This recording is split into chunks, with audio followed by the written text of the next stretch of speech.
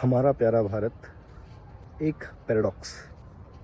ये फैक्ट है कि भारत को दुनिया का डायबिटिक कैपिटल कहा जाता है, पर यह भी एक फैक्ट है कि भारत में रिफाइंड शुगर का सबसे ज़्यादा प्रोडक्शन और कंजम्पशन होता है।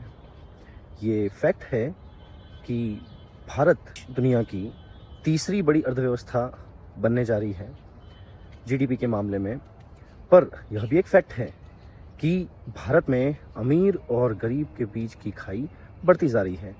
जो देश का अधिकांश पैसा है वो देश के बहुत ही चुनिंदा लोगों के हाथों में कॉन्सेंट्रेटेड है। ये एक फैक्ट है कि भारत की संस्कृति परंपरा में नारी को पूजना, उसे देवी कहना रहा है, पर साथ ही यह भी एक फैक्ट है कि भारत में ही रेप के मामले, मोलेस्टेशन के मामले, डाउरी डेथ्स के मामले देखने को मिलते हैं।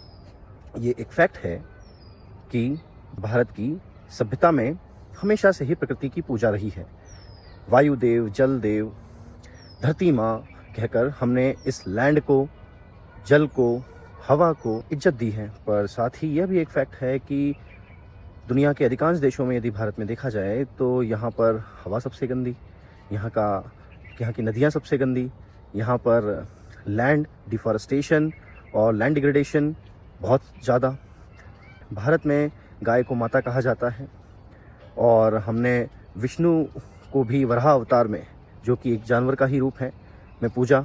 हमने अधिकांश देवी देवताओं के साथ जानवरों को साथ में जोड़कर देखा और उनकी पूजा की। पर यह भी एक सत्य है कि आज हम गायों को आर्टिफिशियल इंसेमिनेशन करवाकर, उन्हें हार्मोनल इंजेक्शन देकर हमारे दूध की जो भूख है उसको पूरा करना चाहते हैं। जितनी डिमांड है उतनी सप्लाई हो ही नहीं सकती। मांस, मटन की आपूर्ति के लिए हम उन्हीं जानवरों को आसानी से और बेरहमी से काट सकते हैं। ये फैक्ट है कि भारत में धर्म का जो स्वरूप रहा है वो, यदि हम बुद्ध, महावीर और वेदांत जैसे दर्शन को देखें तो वहाँ पर सत्य को, ज्ञान को ही भगवान का रूप माना गया है।